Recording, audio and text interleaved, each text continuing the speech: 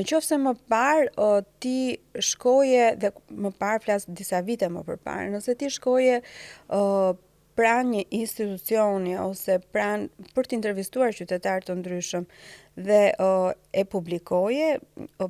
besueshmëria ishte shumë e lartë sepse njerëzit thoshin e kam parë në televizor apo e kam lexuar në filan vend. Aktualisht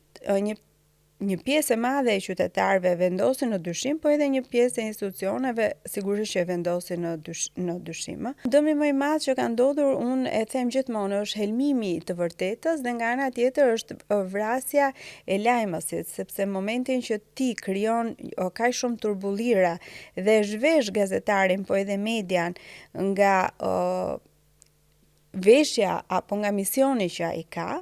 automatikisht e kthen në një profesion që çdo kush mund ta bëjë dhe nuk është e vërtetë që çdo kush mund ta bëjë.